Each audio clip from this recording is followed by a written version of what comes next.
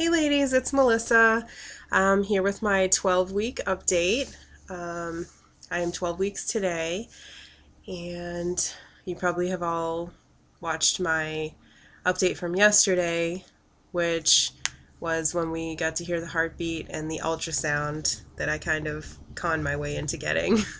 um, she wasn't going to do an ultrasound, but she said, well, you probably heard her say in the video, we're going to listen for the heartbeat. And she said, sometimes we hear it, sometimes we don't. If we don't worry about it. We'll just take a look. And so I was like, okay. And we heard the heartbeat. And then afterwards, when we were talking, I said, well, can't you just say that we couldn't find it so I can take a peek anyway? And she kind of brushed off the question at first and finished filling out her paperwork. And then when she was done, she was like, if it'll help you not worry, you can definitely take a look. That's not a problem. And I was like, yeah, even though I wasn't worried anyway. I just wanted another ultrasound picture, really. And I just wanted to see the baby. Um, so that was a lot of fun. And we were like so happy after we left because it actually looks like a little baby now on the picture that we have and not a little gummy bear or a blob. So Um, that was cool. We get to see a little hand, and well, you saw the video, so um, yeah. So my surgery is on Monday. I'm getting the cervical cerclage, and we're going into Boston to have it done. Just because the high risk doctor that I found, she does see patients closer to where I live 1 day a week. But she does all of her surgeries at Beth Israel Hospital in Boston. Um, the midwife that I'm seeing, the doctor that she's associated with, does cerclages too, but I don't just want like just anybody doing my cerclage, not that I don't think he would do a good job. It's just, I don't know. My doctor in Boston, she's a high risk doctor, and I just really, really trust her, and I feel like she knows what she's doing, and um, she said she's going to do it, as high as she can and nice and tight. And she told me she's very careful.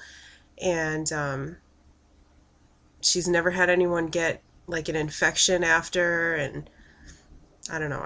I really trust her. I feel comfortable with her, as comfortable as I could possibly be about this situation. Because I am not excited about getting a needle put into my spine.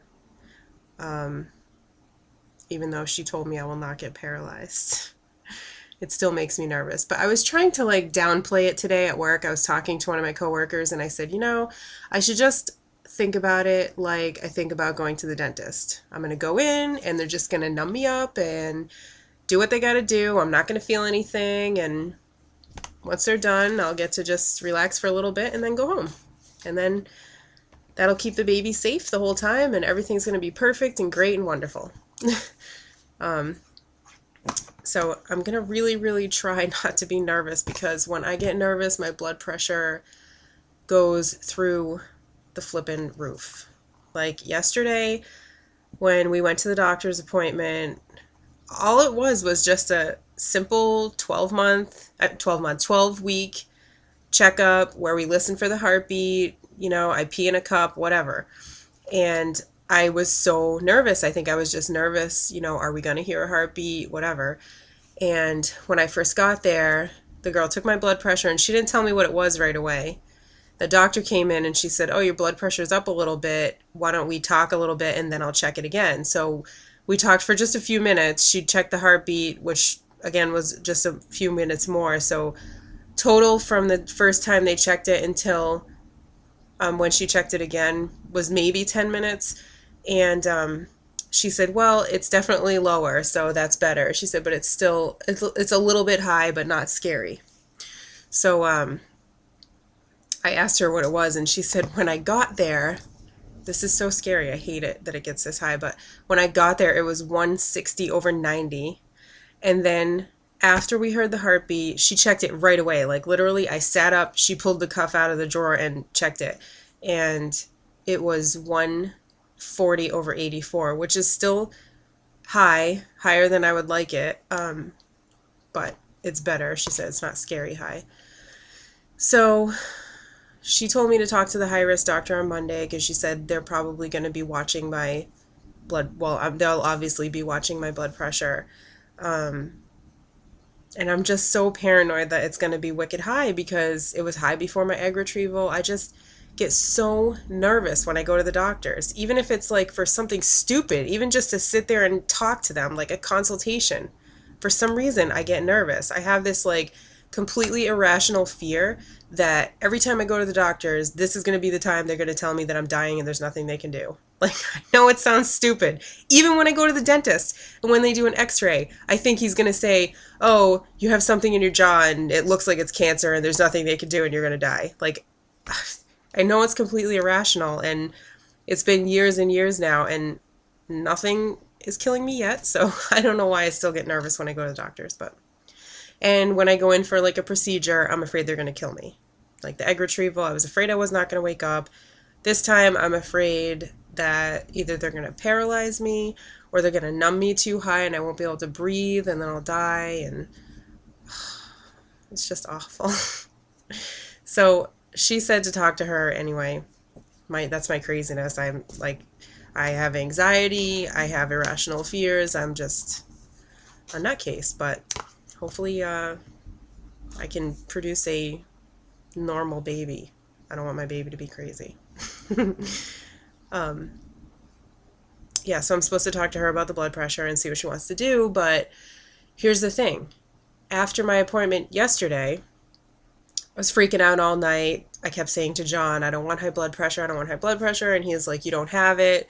And I'm like, you can't just make something so by saying it. And he said, so whatever. Anyway, I went to CVS this morning, and I know the blood pressure monitors they have there are not the most accurate, but I have used them in the past. And so I went in and I checked my blood pressure this morning, and it said 120/63. So what is that? That, to me, like, yeah, I want it to be low, but 63 like scares the crap out of me. I think I'm gonna like pass out and go into a coma. That seems really low. So I don't know. And I'm afraid that every time I go to the doctors, it's going to be high because of my anxiety, and they're going to think I need medication and put me on medication. But if my blood pressure goes back down to normal on its own when I'm at home relaxing, is it going to drop down too low if they put me on medication?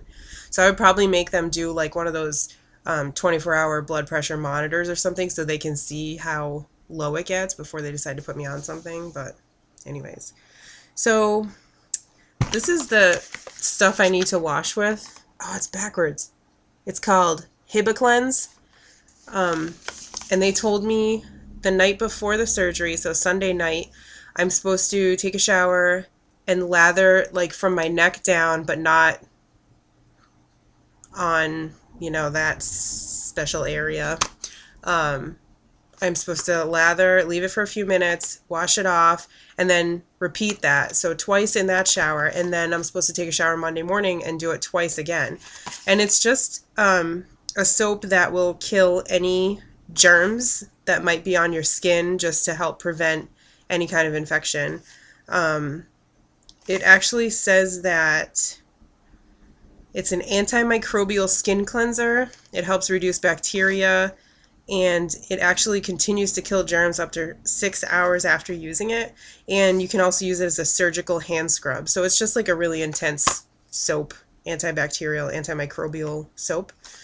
So I'm going to clean with that, and I still don't know what time my surgery is going to be on Monday. I thought I would find out like Tuesday or Wednesday of this week, but I still haven't heard, so I'm definitely going to be calling them like tomorrow morning, even though I'm sure they'll call me because they said they're positive I'm on the schedule, and I've already done the anesthesia phone interview thing. So anyway, so I should find out tomorrow what time.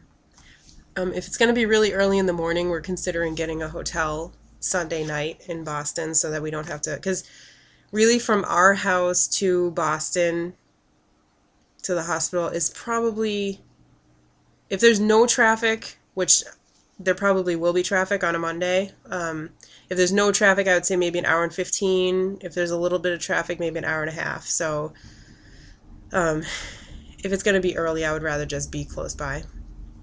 So I would like everybody to please pray for me. I don't want to die, and I just want the cerclage to be perfect and hold the baby in the whole time. And I don't want to be paralyzed either. And I don't want high blood pressure. That's it. Oh, this is like such good news. I have like very few heart palpitations, and it's kind of blowing my mind. It's making me really, really happy and excited because last time I was pregnant, they started at 9 weeks, and I'm 12 weeks now. And when they started at 9 weeks, they were constant. It was all day long, every day. And I'm 12 weeks now, and I get them very rarely. And I'm like super excited about it. I mean, I don't even think I got one yesterday, which is crazy. I'm anticipating some over the weekend just because of the anxiety building up towards the surgery, but hopefully they won't get bad this time. Morning sickness is pretty much gone. I'm still get nauseous if I get really hungry. I fought the toothbrush this morning, but I still gagged once, but I didn't throw up. Get the round ligament pain sometimes, like if I'm in bed and I go to roll over and I twist the wrong way, I'll feel it pull, or if I'm sitting for a long time and I stand up fast, I can feel it. What else for symptoms? Just like tired in the afternoon. I've been getting headaches, so that when I get home I just want to like do nothing and get on the couch and relax. Alright, I'm gonna try and leave some time at the end of this video because I think I have a little clip from this weekend. It's pretty cute. I was yelling at my husband for the way he drives. And I'll put the pictures of the baby, and then there's one that John took of me in the elevator holding the picture of the baby. That's really cute. Alright, I'm thinking of you all, and I thank you in advance for your prayers. Everybody pray for us, and I will talk to you soon. Bye!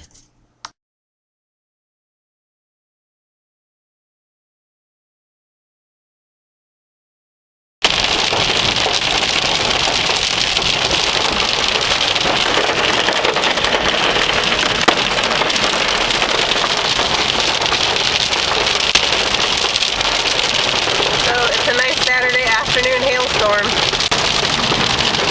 It's springtime. It's sunny all around us. And John's about to crash. What else is new? What? I said John's about to crash. What else is new? I'm not crashing. Oh, you didn't almost crash into someone on the Mass Pike? And all our stuff in the back seat went flying onto the floor? Yeah, well, that's what happens when someone in front of you jacks on the brakes. And you're driving too fast and too close to them? I was doing under the speed limit on the Mass Pike. You always have an excuse. It's not my fault they jacked on their brakes. You were too close, though. You should have given yourself enough room to slow down. Well, they shouldn't have been jacking on their brakes in a rainstorm. Well, you drive like a psycho. I don't drive like a psycho. Yeah, you do. No, I don't. Yes, you do. No, I don't. Alright, it just looks like rain now. Hope I don't have any hail damage on my car. You probably hope I do, huh?